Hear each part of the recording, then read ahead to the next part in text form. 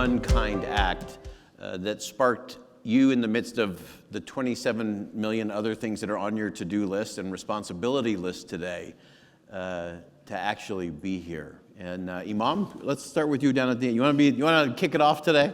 I will. I think one word that's been mentioned here is this concept of intention. And I think that if we have the intention and the opportunity presents itself and we don't act upon it, then what does it say about our intention? Is it true? Or is it only true at certain times? Or is it only true in certain context? If it's true at all the time, then you'll respond, obviously, with whatever context will allow you to do that. And so I think that, as you said, we had just finished Ramadan. Yesterday was our festival, the fast, breaking of the fast, if you will. And I said to those that had invited me, I don't think this is going to work out. I've just moved to Austin, Texas. I've taken over a community there the last 9 months. And I didn't think that it was going to happen. But I think that I had to ask myself that question in terms of terms that are being used, integrity combined with intention. And honestly, I didn't know it would be like this. And there's a conversation that we had in the corner, that this is radical.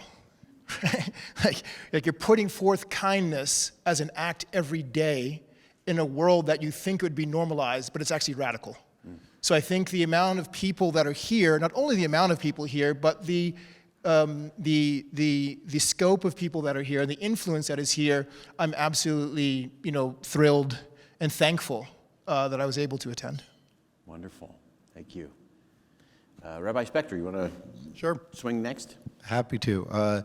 Why am I here? Well, Kaz invited me. Isn't that enough reason right there? But I'll, by the way, give a shout out. He mentioned his 1-year-old grandchild. I have a 1-year-old daughter, and this morning I dropped my older kid off to preschool, and then my nanny called off, so I threw my 1-year-old into the car. I was driving here knowing I was late, and then I heard that sound that everybody who's had a baby knows, which is your kid throwing up in the back seat. And I came in, and the first people I saw I saw Tamor Simnani, who I know has a 1-year-old also, who I see over there, and said, "Do you have a change of clothes for a 1-year-old?" And they said, "We're on it." And so, Simnanis, you've done your one kind act today. You can head home now. Thank you. No, well, while I'm here, I could talk for a long time about the role of kindness in Judaism, but we say in our tradition, Al Shlosha Devarim, which means upon 3 things the world stands. And one is Al HaTorah, the study of Torah, Al HaAvodah, which means the worship of God, Ve'al Gemilut Hasidim, which means and performing acts of kindness. And that is essential of who we are and what we try and do. And working with the Simnani Family Foundation, we came up with an idea as well, which was, sadly, for the past 10 years, every year, we have seen a new record high level of anti-Semitism in our own country.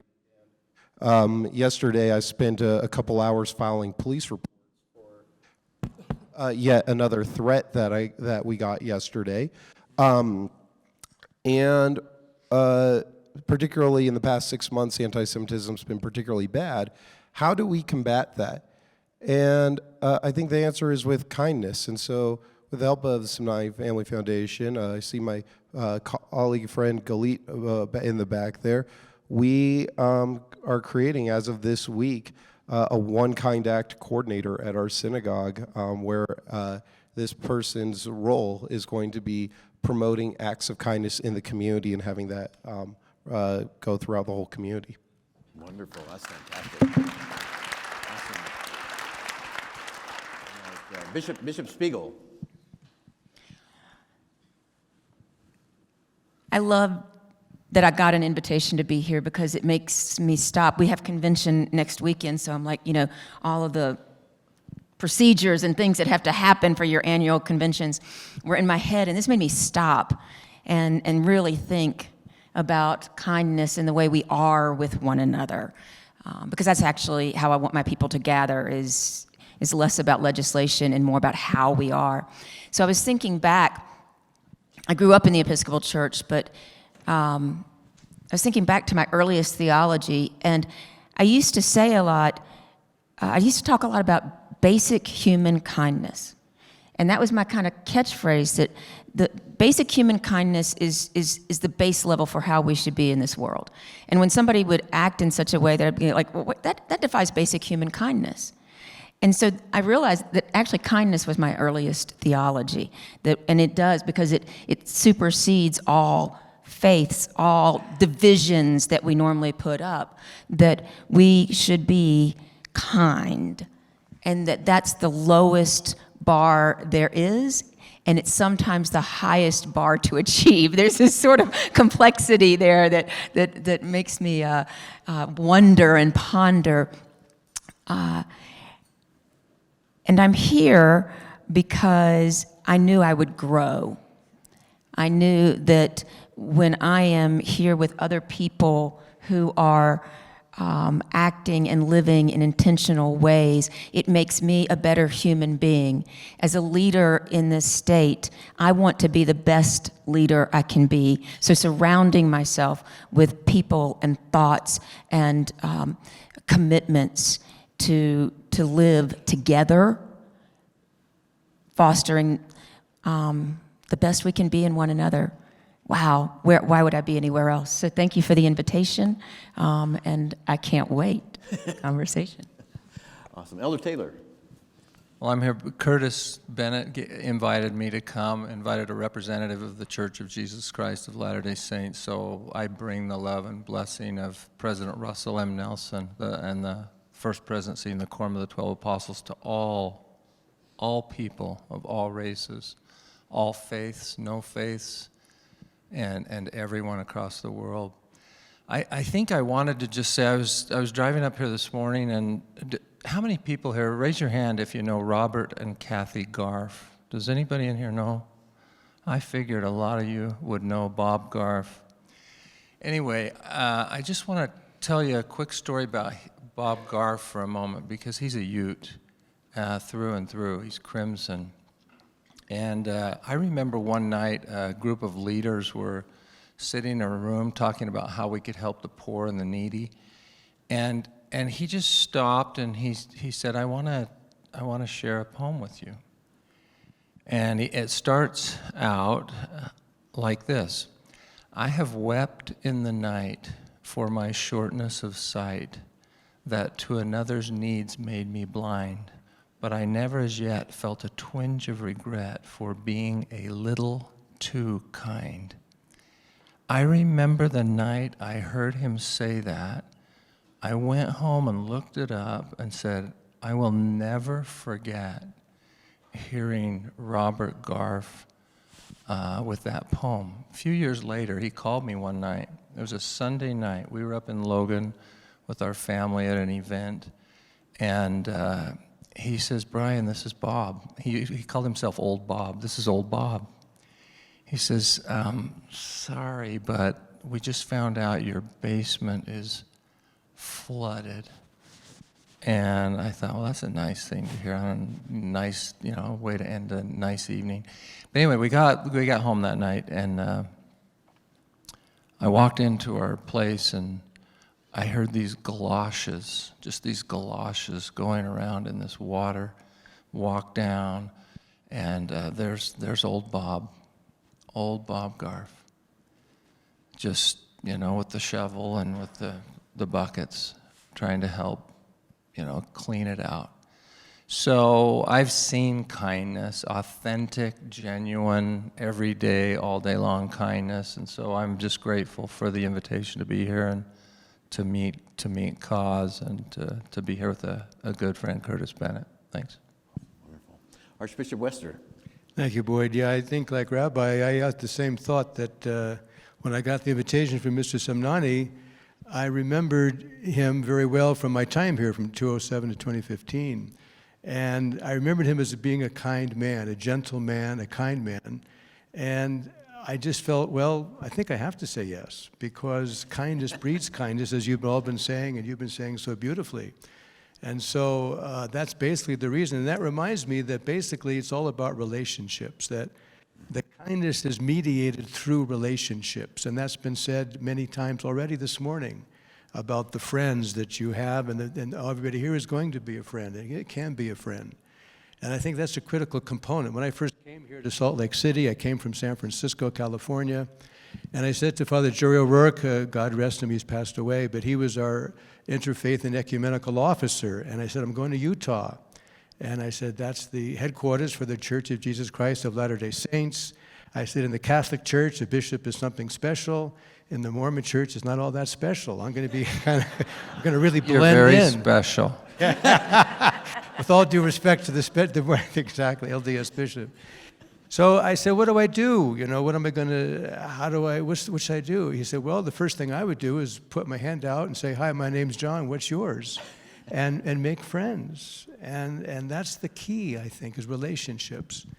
If you look at the Quran or the Bible or any of our major holy works, sacred texts, it's all about relationships. For us in the Christian tradition, Jesus Christ came to restore relationship with God and with one another. Walter Burkhart's a Jesuit preacher of note, passed away many years ago. But he said that's what it's all about, is restoring relationships. And if you've read the Psalms, if you've read the prophets, if you've read the Gospels, and you don't realize the passion about relationships, then you don't get it. If you read St. Paul, all he was about relationships, getting out there and meeting people. And so this is, I think, key, is these relationships. And I think kindness has to be mediated through relationships. And so the first step is just to get to know each other and to respect one another and to really regard the uniqueness of each individual, unrepeatable human being. What a gift it is when you think about it, that every single human being is unique. There never has been, never will be another you or me.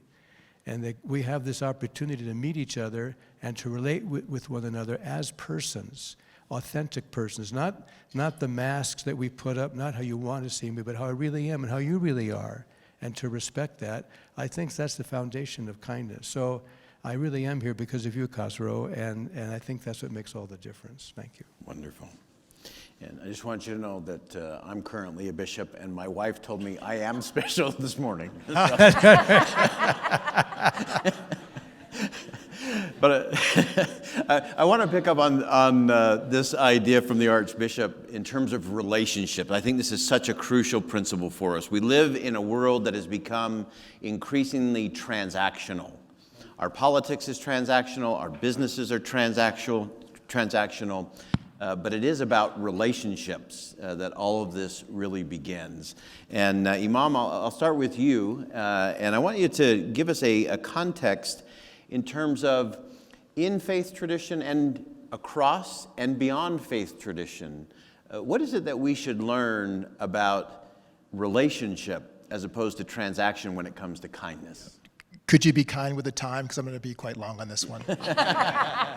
So I would say there's a few things I would say, and I'll start from the back first. When I was at Dartmouth, I led the service learning trips for the college, and one trip we took was to Nicaragua, and we had set up a clinic there, and people traveled as much as 3 to 4 days to receive Tylenol and just basic medical services. And there was a woman who said something incredibly impactful to me at that time. She said, and this was, as you know, the kind of border, it was near the Honduras border, and there was that whole political issue that happened with the Sandinistas and other things such as that. And again, we'll leave politics to the politicians. But she said, we know that you can't solve our problems, but just for us to know that there are people in the other part of the world who care enough to come down and serve us is sufficient for us. So to think about the impact of that it's just the act in and of itself, that brings the victory. In talking about relationships, I'll share something from our tradition here. It says, "La yu'minu ahadukum hatta yuhibba li akhihi ma yuhibbu li nafsihi." That none of you truly believes until they love for themselves what they love for their brother. And this is translated as brother in humanity.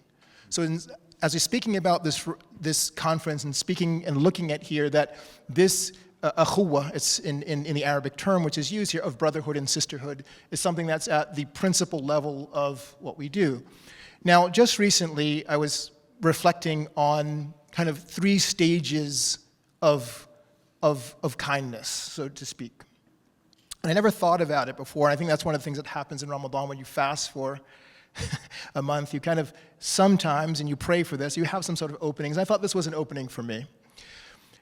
It really categorized this relationships in a way that one that I'd never thought about it before, which says, "La yu'minu ahadukum." Man lam yashkuru nas, lam yashkuru Allah.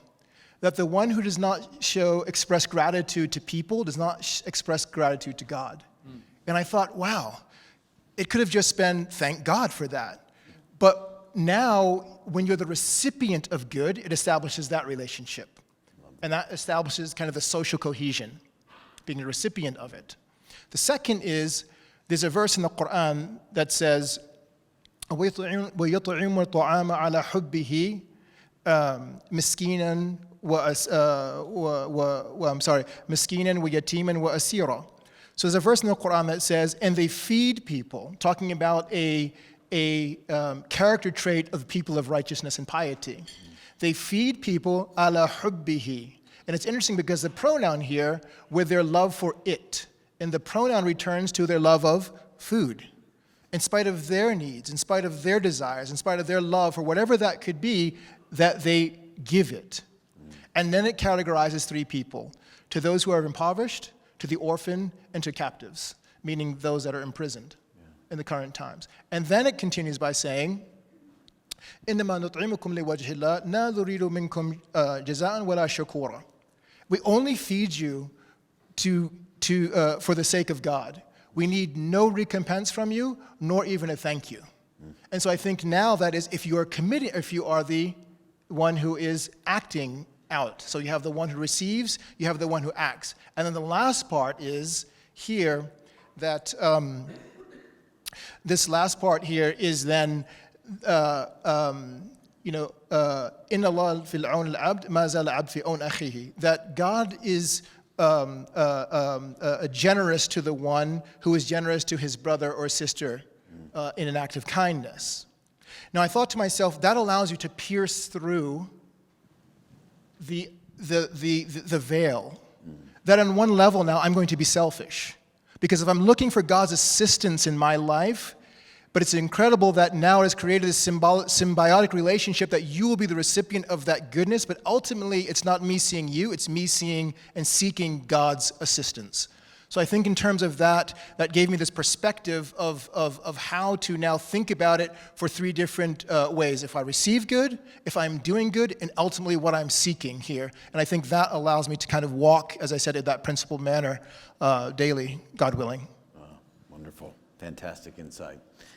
Bishop Spiegel, as you look at applying that principle of kindness and being able to take your faith and faith tradition out into the public square, not only to members of your faith, but to others, how do you go about creating those relationships that allow kindness to actually happen?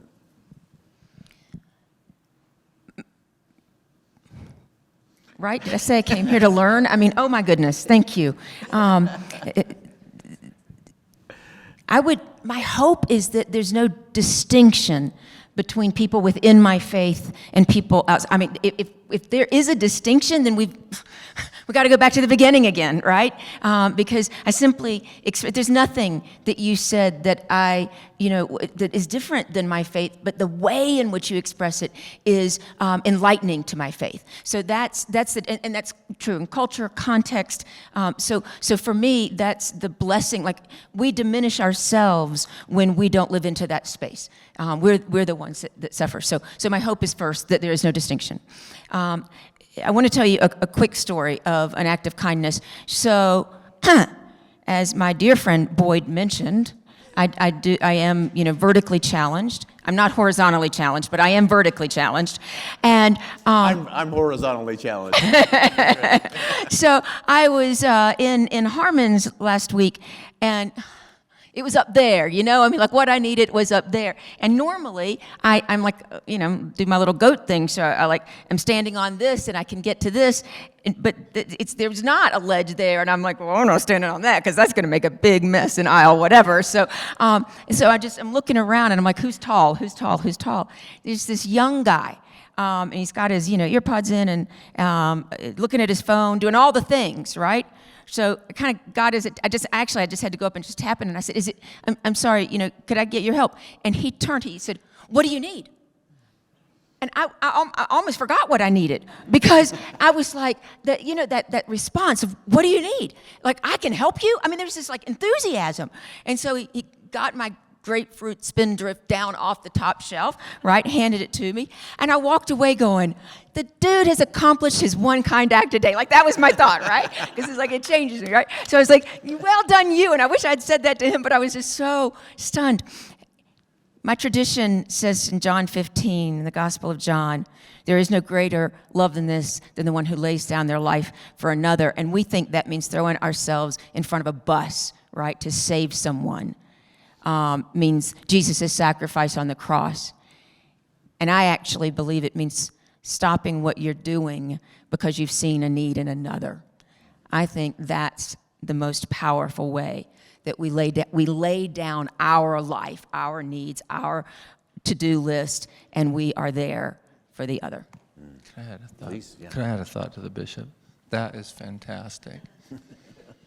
Interestingly, I was over here thinking about what you just said about stopping what you're doing, and I love this word intentional, and I love the word intent, and ultimately it comes down through the mind to where our heart is, right?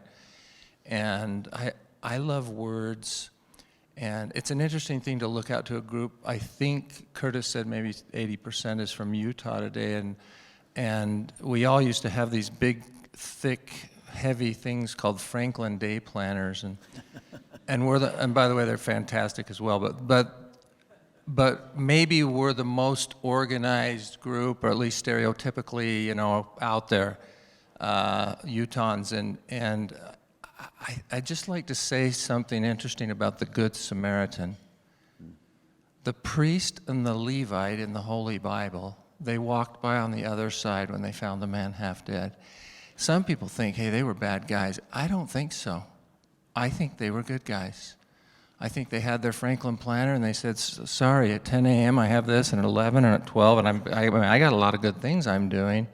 Levite was going to probably go to the temple, and the priest to do some good things. So let's not be too quick with the two of them.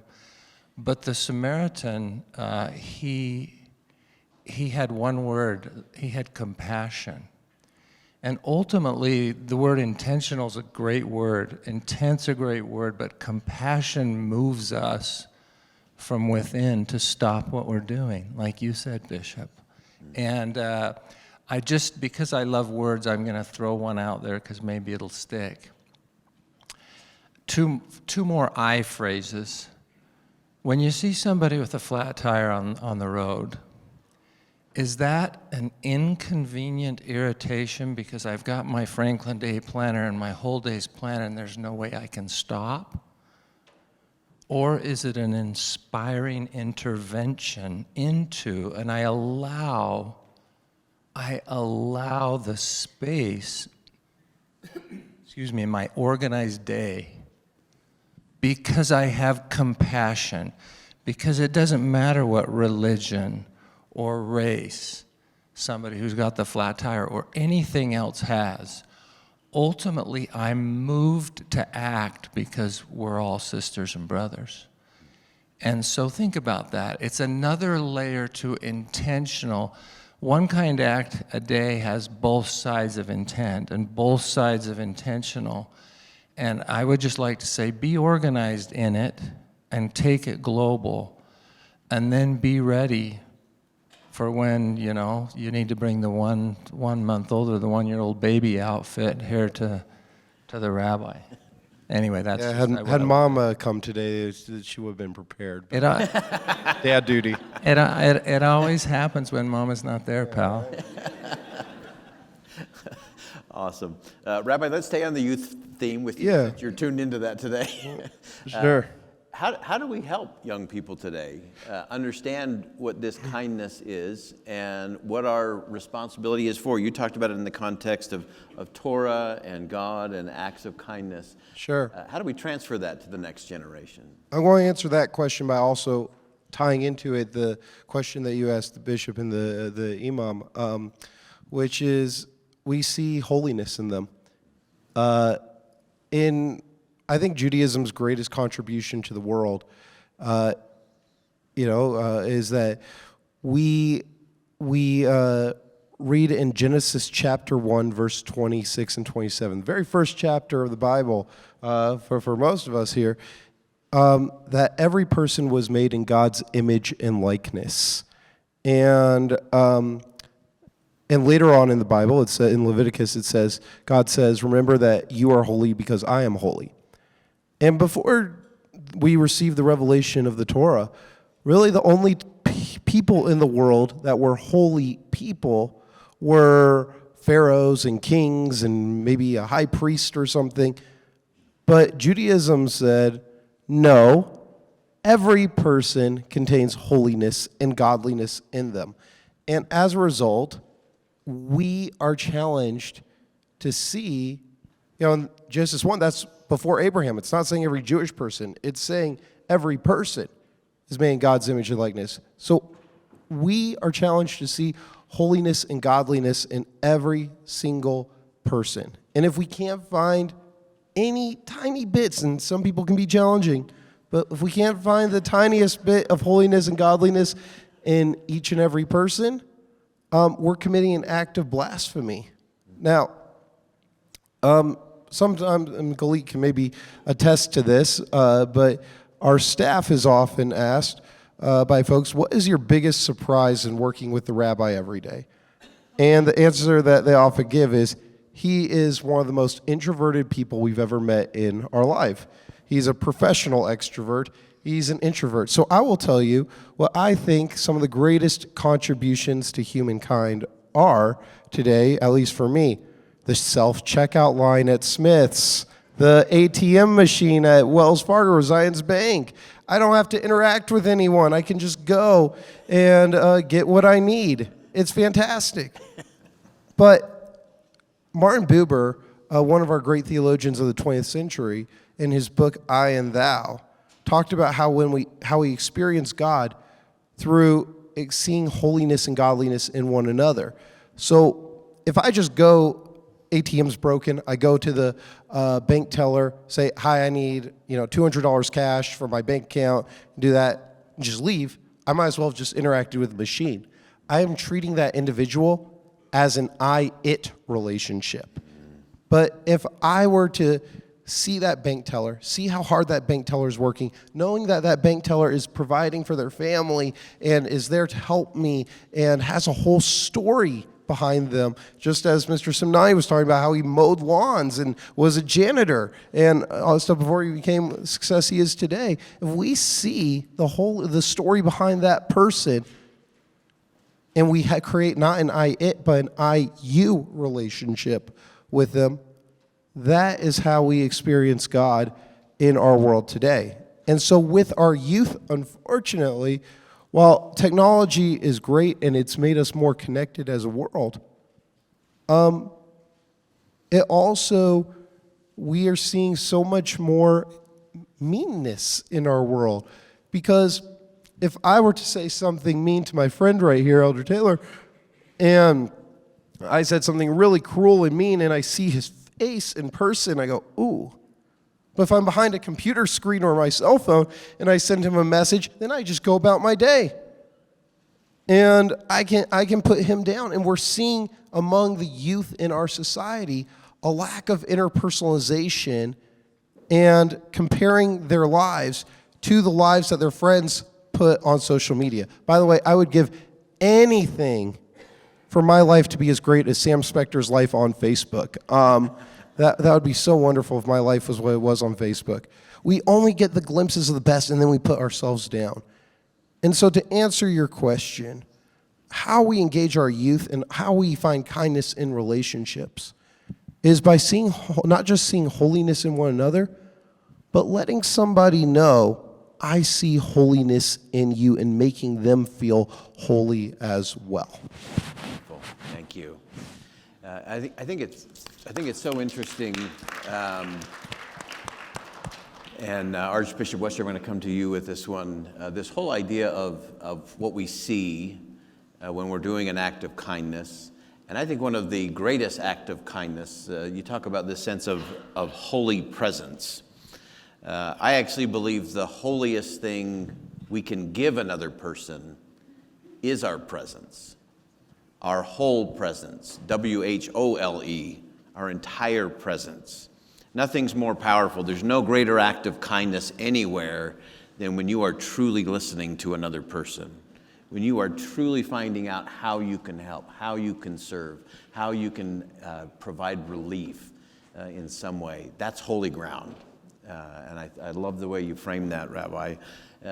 Archbishop, I want to come back to this relationship thing that you mentioned, because I think this really is the essence of where we're going. Describe for us a little bit from your experience, one, the barriers that prevent us to being in relationship with others, and how your faith and tradition and belief get around that, or help people learn to be wholly present and to see that in others.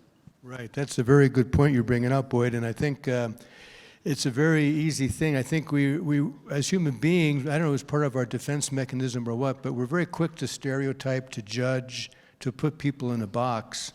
And I think in doing that those are the barriers that we put up. These people are this way. And so it's really critical for us to be aware of that. You know, in New Mexico a while back, we had talking about systemic racism, for example, and you talk, Rabbi, about anti-Semitism, and these kinds of things that are in our world are so prevalent today, and it's been mentioned a lot about polarization and how I belong to this team, you belong to that team, therefore we're enemies.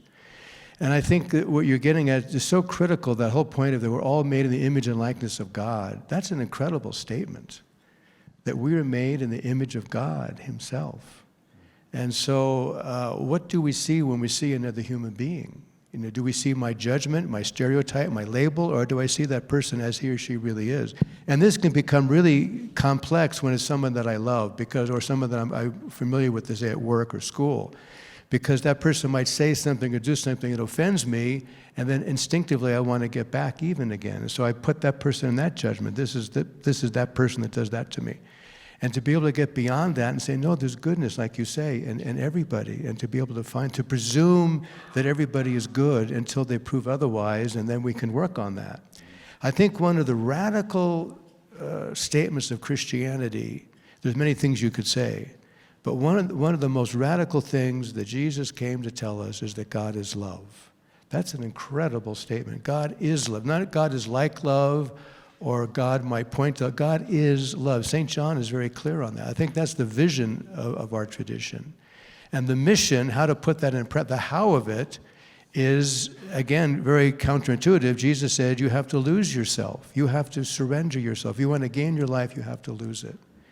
And so we have to lose our pride. We have to lose our ego. We have to lose our sense of getting revenge and being willing to forgive.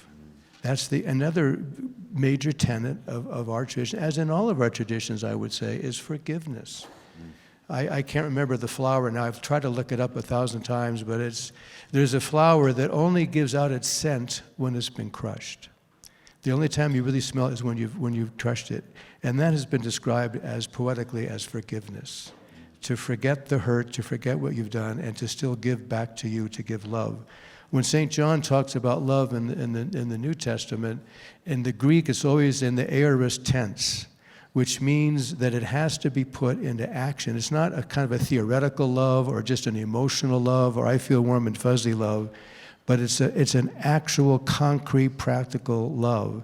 And that's what gets to this whole movement of one kind act a day, that love, God is love, surrendering myself, giving of myself for others, is put into action through kindness. That's another way of talking about kindness. Its foundation is love and getting rid of those labels and those barriers and recognizing we're all of us children of God. Mm-hmm.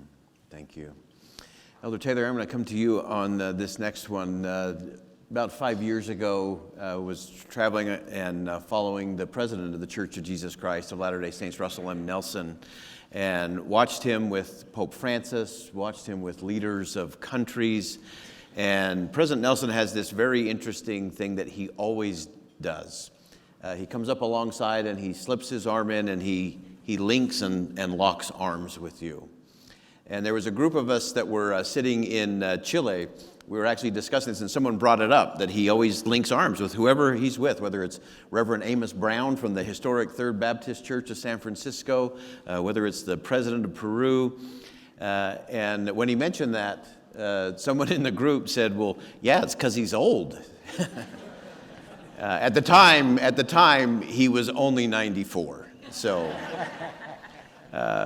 but someone else in the group said, oh, no, that has nothing to do with balance. And if you're not ready, he'll rip your shoulder out and bring you in. And this whole idea of linking and locking arms, I think, is part of how we build this army of kindness around the Word. So from your experience, Elder Taylor, how have you seen that linking and locking arms as a pathway to kindness individually and in community? Great question.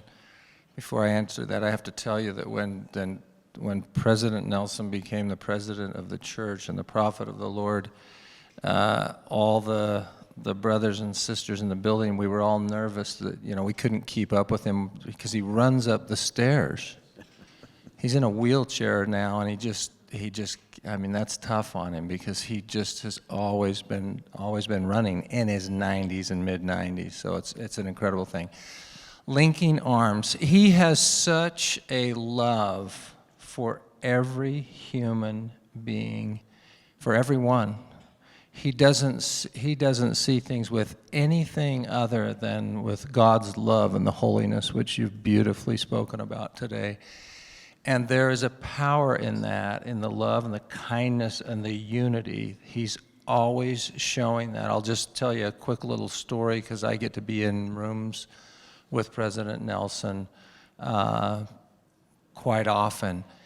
When he sits in a room, he looks at your eyes, and then he looks at your eyes, and then he looks at your eyes, and then he looks at yours, and he goes through the whole room and just takes a moment and checks in and says hello with a smile and with eyes and in other ways. There is a power in this, in what you're doing, Cosro. There's a power in kindness. I think President Nelson is the kindest man that I know. I think President Eyring, by the way, the son of Henry Eyring, I think he's the most gentle man I know. Those are two different things. Think about that. Kindness is one thing. Gentleness is, I think it's 10x. I think it's 10x. But anyway, that's another story for another day. President Nelson loves every human being, every soul, and loves the idea of linking and locking and connecting. So thank you for asking. Really quickly, just want to, I had the privilege of having lunch with President Nelson once, and it was when I was going through a bit of my own faith crisis, to be honest. My congregants were being great descendants of Moses, of the Israelites at the time, and were rebelling against their religious leader in great fashion.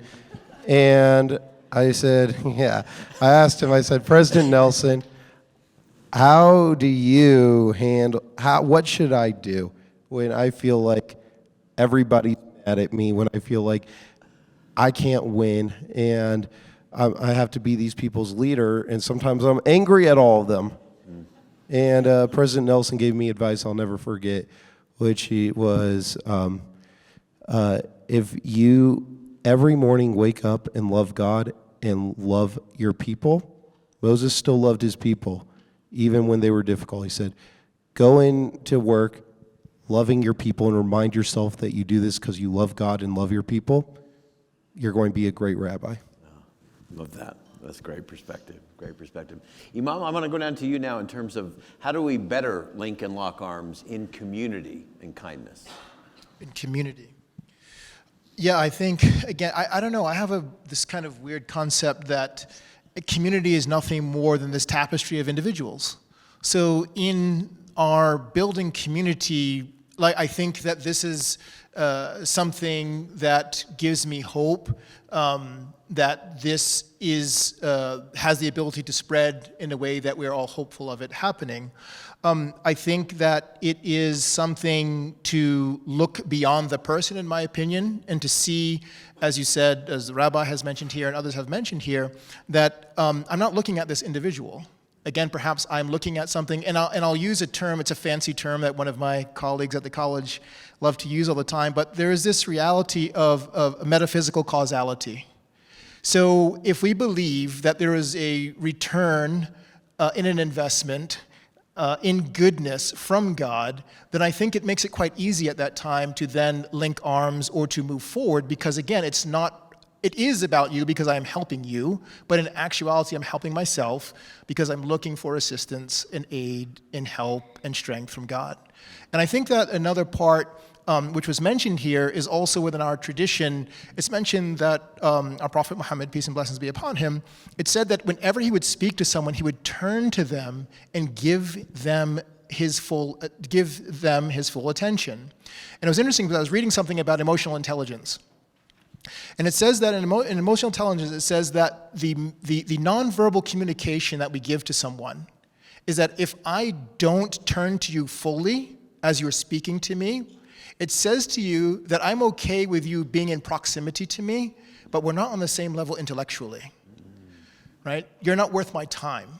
So I think that this idea that we're willing to give our whole self, I'm actually acknowledging you irrespective of what is going on, irrespective of social economic status, irrespective of what these things are. And I think if we can put that at the foundational level of what we do and understand that, as we said here, it doesn't have to be, a grand slam every time. It's that simple act of kindness. And many from the companions of the Prophet Muhammad, peace and blessings be upon him, complain that we don't have the means to give. We don't have the means to kind of act on this charity in the way that others have. And he said something very, again, simplistically profound. Smiling in your face of your brother or your sister is charity. So I think if we can just look at it that irrespective of what it is, that we will not be prevented from doing that, I think that then begins that, as I started off with, kind of the linking of that tapestry from an individual level that then helps us to build the foundations for a strong community committed to kindness. Wonderful.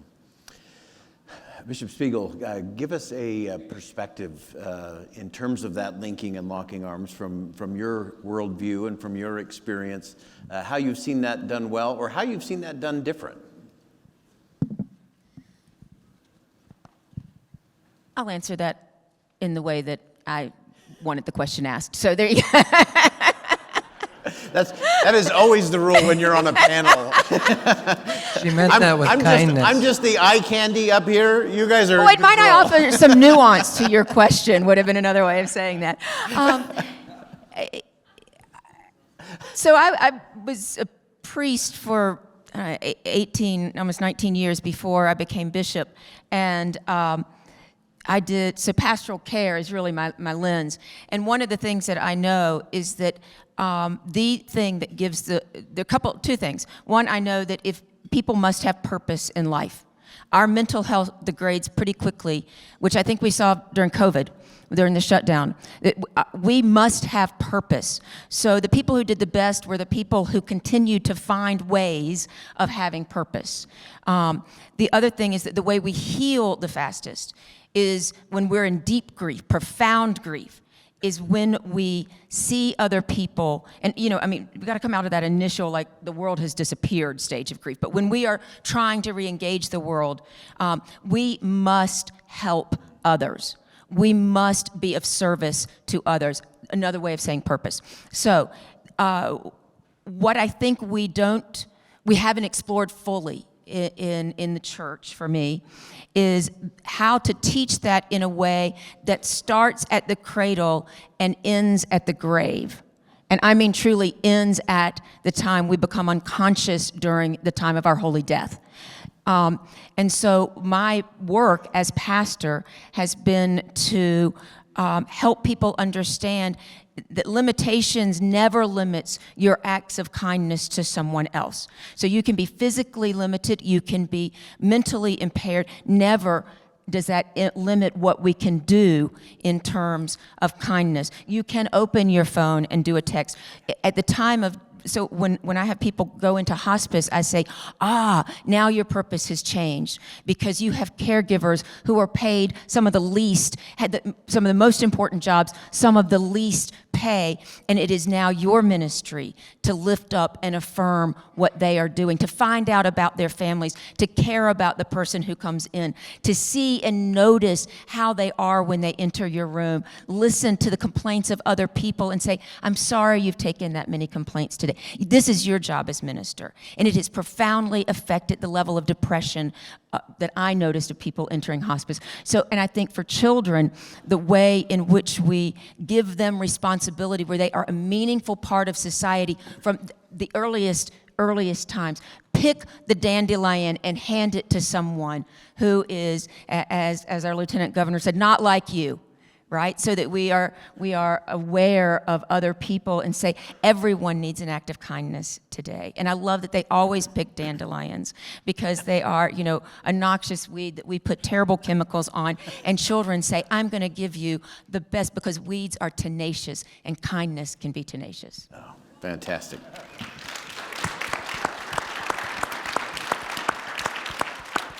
That's exactly what I was asking. Thank you. Oh, it was, Boyd. You answered the question perfectly.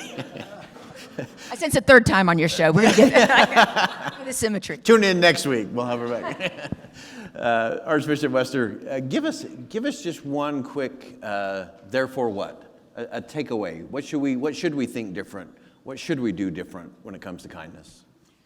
Well, one thought that comes to my mind, and this may be out of left field, I don't know, but it strikes me that, and this has been brought up in different ways already today, especially with the beautiful parable of the Good Samaritan, that we live in a noisy world, that we've always got a lot going on. People love to multitask. You hear that all the time, how to use your time efficiently.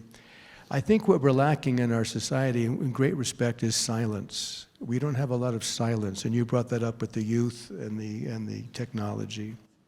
The first language of God is silence, and I think we need to foster a sense of appreciation for silence. And I think we're ill at ease now if we can't grab our cell phone right away and fill in the idle hours. And so and it's affected me a lot, I'll be very honest. And so when I'm sitting in an airport, I force myself not to look at my cell phone and say, I'm just going to be silent now. And it's that silence that gives us the opportunity to be intentional about kindness. We call it sometimes, St. Ignatius called it an examination of conscience, to take a few moments each day and to be quiet and to quietly and silently think about kindness. It's fine to have the what therefore, it's fine to have all this talk, but are you going to pause and really think about it? Have I been kind today? No, I haven't. I've been too self-absorbed today to be kind. And so to examine my conscience in the silence, in that moment of silence, and to say, well, tomorrow I'm going to do better. I'm going to pick one thing out to do. And it's funny how that will help me to have that intentionality. So that's what I would say, to provide for holy silence, for sacred silence, and in 1 Kings 19, to listen to that silent voice of God speaking to Elijah. It wasn't in the earthquake that God spoke. It wasn't in the fire. It wasn't in all this. It was in that little tiny whispering sound, and Elijah hid his face because Adonai was passing by. So I think that's important. Wonderful. Elder Taylor, give us one quick last thought as we round out this segment. Well, Jesus Christ, the Savior of the world, said, if you have done it unto one of the least of these, your brethren, you have done it unto me. And that means everybody. That means anybody. It means everybody. It means any time. And it means all the time. And ultimately, life's a ministering journey. We can have this mindset, Khosrow, of kindness. We can have it all day long. It starts with one, and then it can go from the next to the next. So I would just say that, if anybody said, well, what would God want me to do today, I think we've heard some just beautiful, beautiful thoughts from each one of you, and what a great cause. I like your global thinking. I think it's cosmic, galactic thinking as well. I think you're in good company with your thoughts about kindness, so thank you. Cosmo. Well, I would keep this group here all day. I have holy envy in a major way. I've already taken more notes We're than I can religious fit. leaders. We're happy to talk all day. For those of you who want to stay, we're going to go down below a level. But we thank you.